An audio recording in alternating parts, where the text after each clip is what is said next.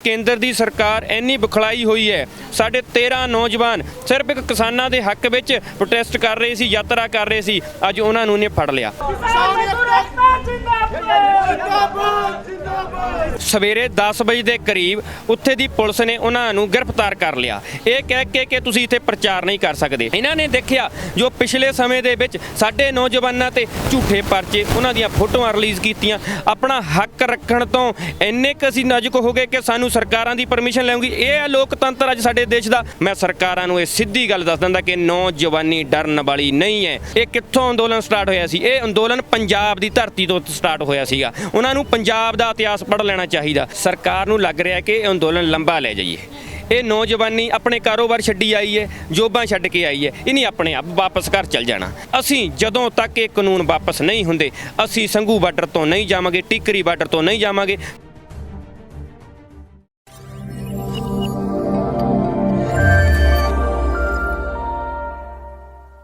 दर्शकों, तुसीं देख रहे हो पंजाब न्यूज़ ते मैं हरजीत कौर। बीते दिन की गल करते हैं कि किसानों वालों एक साइकिल यात्रा कढ़ी गई सी, जिहड़ी कि पूरे ही देश भर दे विच उन्हां ने यह किसानी अंदोलन का प्रचार जिहड़ा करना सीगा। ਤਾਂ ਕੱਲ ਦੀ ਗੱਲ ਕਰਦੇ ਹਾਂ कि तमिलनाडु ਦੇ ਵਿੱਚ ਉਹਨਾਂ ਨੂੰ ਰੋਕ ਦਿੱਤਾ ਗਿਆ, ਉਹਨਾਂ ਦੀ ਸਾਈਕਲ ਯਾਤਰਾ ਰੋਕ ਦਿੱਤੀ ਗਈ ਹੈ ਤੇ 13 ਕਿਸਾਨਾਂ ਨੂੰ ਗ੍ਰਿਫਤਾਰ ਕਰ ਲਿਆ ਗਿਆ ਹੈਗਾ। ਅਸੀਂ ਸਾਂਝੀ ਸਾਥ ਤੇ ਮੌਜੂਦ ਹਾਂ, ਜਿੱਥੇ ਸਾਡੇ ਨਾਲ ਵੀਰ ਮੌਜੂਦ ਆ ਜਿਹੜੇ ਕਿ ਸਾਂਝੀ ਸਾਥ ਤੋਂ ਵੀ ਕਿਸਾਨ ਸਾਈਕਲ ਰੈਲੀ ਦੇ ਵਿੱਚ ਮੌਜੂਦ ਸੀਗੇ, ਜਿਹੜੇ ਤमिलनाडु ਵਿੱਚ ਫੜੇ ਗਏ ਨੇ। ਉਹ ਸਾਰੀ ਇਨਫੋਰਮੇਸ਼ਨ ਇਹ ਵੀਰ ਕੋਲ ਹੈਗੀ ਆ ਤੇ ਵੀਰ ਨੂੰ ਫੋਨ ਵੀ ਕੀਤਾ ਉਹਨਾਂ ਨੇ ਰਾਤ। ਗੱਲਬਾਤ ਕਰਦੇ ਇਹਨਾਂ ਨਾਲ।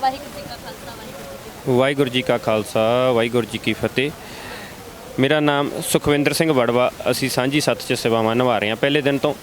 कल जो साडे नौजवान वीर एक कन्याकुमारी तो लैके जम्मू कश्मीर तक उन्होंने साइकिल यात्रा करनी सीगी, तां रस्ते विच तमिलनाडु दे कोल उन्हां नूं पहलां सब तो पहलां बीजेपी दे, पर बाद विच तमिलनाडु दी पुलिस ने आके उत्थे उन्हां नूं गिरफ्तार कर लिया ते उन्हां ने दस्सिया कि इत्थे इलैक्शन चल रहा है, कि इलैक्शन विच तुसीं इत्थे किसानी दा प्रचार नहीं कर सकदे।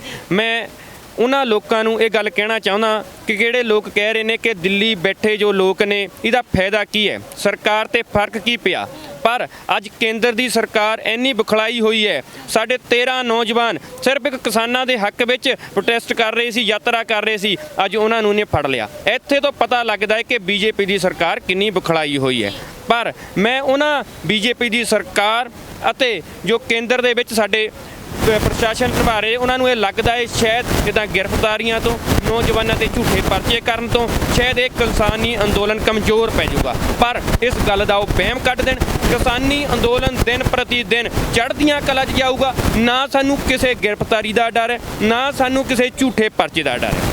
इन्होंने देखिया जो पिछले समय दे विच साडे नौजवानों ते झूठे परचे, उन्हां दीयां फोटोआं रिलीज़ कीतियां, उन्हां दीयां ट्रैक्टर कारां उत्ते नोटिफिकेशन कढे, उहदे चीज़ नाल थोड़ा जिहा फर्क पै गया। मैं तुहाडे चैनल माध्यम राहीं उन्हां वीरां नूं भी अपील करूँगा, आओ तुसीं संघू बार्डर ते, आओ तुसीं टिकरी बार्डर ते, असीं देखदे तुहानूं कौन इत्थों कोई हत्थ लांदा कि कौन तुहानूं इत्थों गिरफ्तार करके जांदा है। पता रात किन्ने वजे उन्हां नूं गिरफ्तार किया गया कि तुहानूं कॉल आई सी उन्हां दी? सवेरे 10 बजे के करीब उत्थे दी पुलिस ने उन्होंने गिरफ्तार कर लिया, ये कह के कि तुसीं इत्थे प्रचार नहीं कर सकते। साडे नाल साडा वीर एक सोनू यादव जो सांझी सत्त विच सेवावां निभांदा सीगा, वो भी उस साइकिल यात्रा दे विच शामिल सीगा ते वो साडे नाल कॉन्टैक्ट विच रहा समय समय ते 10 बजे के करीब उन्होंने वैन विच बिठाल के वो वैन च ही घुमाते रहे सारे उत्थे, ना ही किसी पुलिस स्टेशन च ने। तां साइकिल भी की जब्त कर ली, साइकिल उन्होंने जब्त कर ले 13 जणियां नूं। साडे कोल 13 जणियां दे हैगी है ते वो किसानी के हक में प्रोटेस्ट करते। तमिलनाडु पुलिस ने तकरीबन 10 बजे उन्होंने गिरफ्तार, प्रचार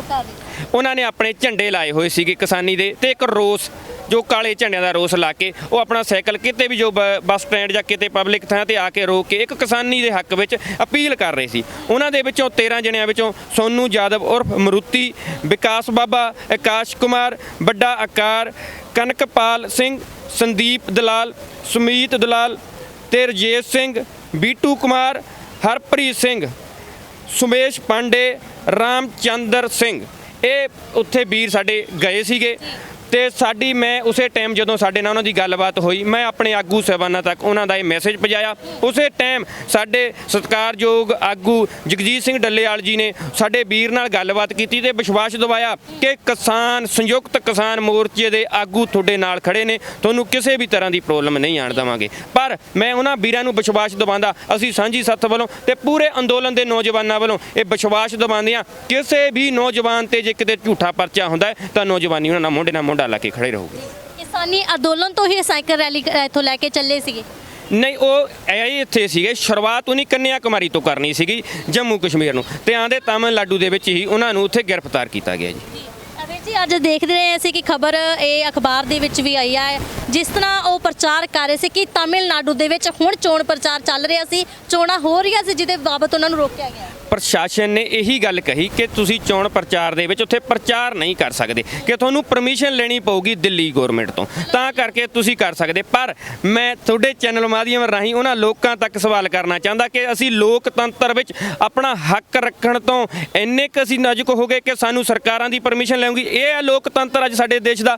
ਅਸੀਂ ਕਿਸੇ ਪਾਰਟੀ ਦਾ ਨਹੀਂ ਕਰ ਰਹੇ ਹਾਂ, ਸਿਰਫ ਅਸੀਂ ਕਿਸਾਨੀ ਦਾ, ਜੋ ਅੱਜ ਕਿਸਾਨੀ ਦੇਸ਼ ਦਾ ਢਿੱਡ ਪਾਲਦੀ ਸੀਗੀ। ਇਹ ਲੜਾਈ ਇਕੱਲੀ ਕਿਸਾਨੀ ਦੀ ਨਹੀਂ ਹੈ, ਇਹ ਹਰੇਕ ਸ਼ਹਿਰੀ ਵਰਗ ਮੱਧ ਵਰਗ ਦੇ ਲੋਕਾਂ ਦੀ ਲੜਾਈ ਹੈ, ਦੇਸ਼ ਦੇ ਆਮ ਆਦਮੀ ਦੀ ਲੜਾਈ ਲਈ। ਜੇ ਲੋਕ ਆਪਣੀ ਆਵਾਜ਼ ਉਠਾਉਣ ਤਾਂ ਉਹਨਾਂ ਨੂੰ ਅੱਜ ਆਹ ਭੁਗਤਣਾ ਪੈਂਦਾ ਹੈ। ਪਰ ਮੈਂ ਸਰਕਾਰਾਂ ਨੂੰ ਇਹ ਸਿੱਧੀ ਗੱਲ ਦੱਸ ਦਿੰਦਾ ਕਿ ਨੌਜਵਾਨੀ ਡਰਨ ਵਾਲੀ ਨਹੀਂ ਹੈ।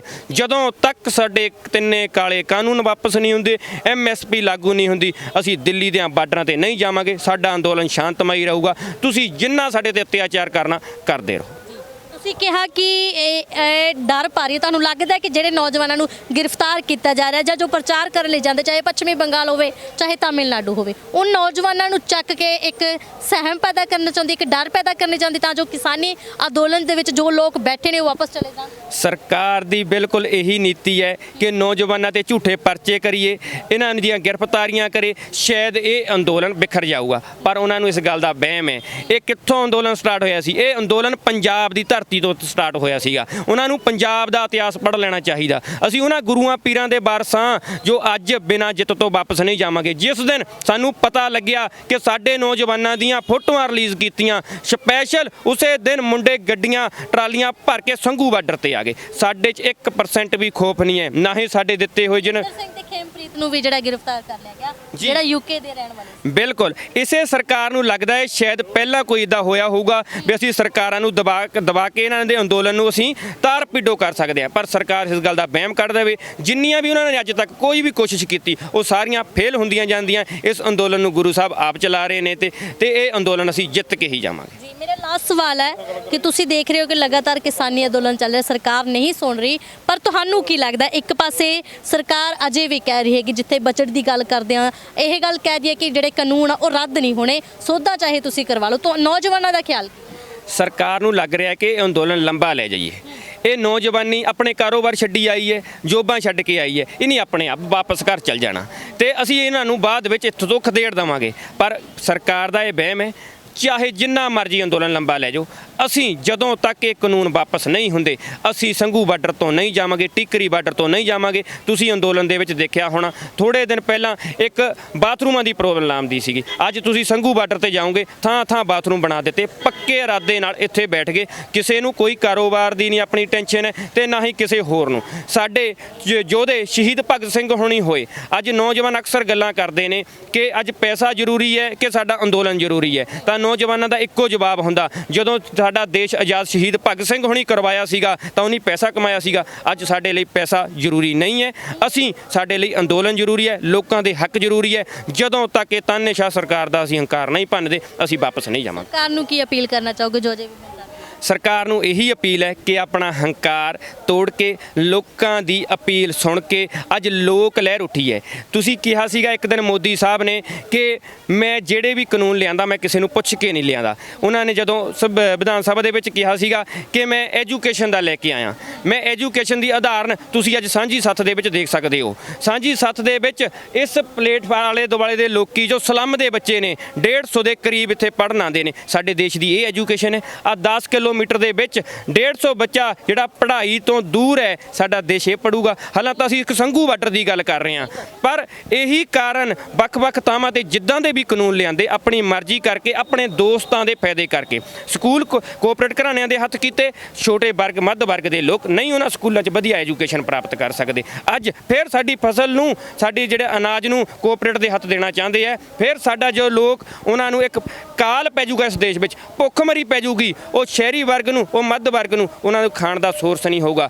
ਤੇ ਅੱਜ ਤੱਕ ਸਰਕਾਰਾਂ ਦੀ ਇਹੀ ਗੱਲ ਰਹੀ। ਆਗੂ ਕਰੋਨਾ ਦੇ ਨਾਂ ਤੇ ਵੀ ਕਿਸਾਨੀ ਅੰਦੋਲਨ ਨੂੰ ਤਾਰੋ ਪਿੰਡੋ ਕਰਨ ਦੀ ਕੋਸ਼ਿਸ਼ ਕੀਤੀ ਜਾ ਰਹੀ ਹੈ। ਨੌਜਵਾਨਾਂ ਨੂੰ ਇੱਥੇ ਆਉਣ ਨਹੀਂ ਦਿੱਤਾ ਜਾ ਰਿਹਾ। ਕਰੋਨਾ ਟੈਸਟ ਕਰਨ ਦੇ ਬਾਅਦ ਹੀ ਇੱਥੇ ਜਿਹੜੇ ਆ ਸਕਦੇ ਨੇ। ਬਿਲਕੁਲ, ਇਹ ਇਕੱਲੀ ਸਾਡੇ ਦੇਸ਼ 'ਚ ਨਹੀਂ, ਇਹ ਕਰੋਨਾ ਦੀ ਬਿਮਾਰੀ ਚੱਲਦੀ ਹੈ, ਪੂਰੇ ਵਰਲਡ ਤੇ ਚੱਲਦੀ ਹੈ। ਅਸੀਂ ਅਕਸਰ ਆਪਣੇ ਦੋਸਤਾਂ ਨਾਲ ਗੱਲ ਕਰਦੇ ਰਹਿੰਦੇ ਹਾਂ ਕਿ ਸਾਡੀ ਜਿੱਤ ਵੀ ਇੱਕ ਮਹੀਨਾ ਰੱਖੂਗੀ, ਪਰ ਜਦੋਂ ਵੱਖ-ਵੱਖ ਉਹਨਾਂ ਵਿੱਚ ਇੱਕ ਦਵਾਈ ਦਾ ਨਾਮ ਲਿਖਿਆ ਜਾਂਦਾ ਤੇ ਇੱਕ ਡਾਕਟਰ ਦਾ ਨਾਮ ਲਿਖਿਆ ਜਾਂਦਾ, ਪਰ ਜਦੋਂ ਕਰੋਨਾ ਦੀ ਨਾਂ ਦੀ ਦਵਾਈ ਆਣੀ, ਇਤਿਹਾਸ ਲਿਖਿਆ ਜਾਣਾ ਕਿ ਇੱਕ ਪੰਜਾਬ ਤੋਂ ਕਿਰਤੀ ਕਿਸਾਨ ਉੱਠੇ ਸੀਗੇ ਤੇ ਉਹਨਾਂ ਨੇ ਇਕੱਠ ਕਰਕੇ ਐਡਾ ਬੜਾ ਕਰੋਨਾ ਭਜਾਇਆ ਸੀਗਾ ਤੇ ਸਾਰਿਆਂ ਲੋਕਾਂ ਦੇ ਉੱਪਰ ਇੱਕ ਖੋਫ ਹਟਾਇਆ ਸੀਗਾ। ਸੋ ਅੱਜ ਸਾਡੀਆਂ ਵੱਡੀਆਂ ਪ੍ਰਾਪਤੀਆਂ ਇਹ ਅੰਦੋਲਨ ਕਰ ਰਿਹਾ ਹੈ। ਅਸੀਂ ਆਉਣ ਵਾਲੇ ਦਿਨਾਂ ਬਾਅਦ ਜਿੱਤ ਕੇ ਹੀ ਇਸ ਅੰਦੋਲਨ 'ਚ ਜਾਵਾਂਗੇ। ਤੁਸੀਂ ਦੇਖ ਸਕਦੇ ਹੋ ਕਿ ਕਿਤੇ ਨਾ ਕਿਤੇ ਸਰਕਾਰ ਵੱਲੋਂ ਇੱਕ ਸਹਿਮ ਪੈਦਾ ਕੀਤਾ ਜਾ ਰਿਹਾ। ਕਿਤੇ ਤਾਮਿਲਨਾਡੂ ਚੋਂ ਨੌਜਵਾਨਾਂ ਨੂੰ ਚੱਕ ਲੈਂਦੇ, ਜਿੱਥੇ ਮੰਗੂ ਮੱਠ ਵਾਲੇ ਵੀਰ ਦੀ ਗੱਲ ਕਰਦੇ, ਜਬਰ ਜੰਗ ਸਿੰਘ ਜਿਹੜਾ ਹੈ ਉਹਨਾਂ ਨੂੰ ਵੀ ਗ੍ਰਿਫਤਾਰ ਕਰ ਲਿਆ ਗਿਆ ਤਾਂ ਜੋ ਸਿਰਫ ਉਹ ਪੱਛਮੀ ਬੰਗਾਲ ਦੇ ਵਿੱਚ ਇੱਕ ਕਿਸਾਨੀ ਅੰਦੋਲਨ ਦਾ ਪ੍ਰਚਾਰ ਕਰਨ ਗਏ ਸੀ। ਹੁਣ ਲੋਕਤੰਤਰ ਤਾਂ ਸਾਨੂੰ ਕਿਤੇ ਦਿਖ ਨਹੀਂ ਰਿਹਾ, ਪਰ ਡਿਕਟੇਟਰਸ਼ਿਪ ਪੂਰੇ ਤੌਰ ਤੇ ਜਿਹੜਾ ਕੀਤੀ ਜਾ ਰਹੀ। ਸੋ ਬਣੇ ਰਹੋ ਪੰਜਾਬ ਨਿਊਜ਼ ਦੇ ਨਾਲ, ਲਗਾਤਾਰ ਤੁਹਾਨੂੰ ਇਸੇ ਤਰ੍ਹਾਂ ਹੀ ਕਵਰੇਜ ਦਿੰਦੇ ਰਵਾਂਗੇ। ਤਦ ਤੱਕ ਲਈ ਇਜਾਜ਼ਤ ਦਿਓ। जिंदाबाद जिंदाबाद किसान मजदूर एकता जिंदाबाद जिंदाबाद जिंदाबाद किसान मजदूर एकता जिंदाबाद जिंदाबाद जिंदाबाद किसान एकता जिंदाबाद तमिलनाडु हरियाणा किसान जिंदाबाद जिंदाबाद जिंदाबाद किसान मजदूर एकता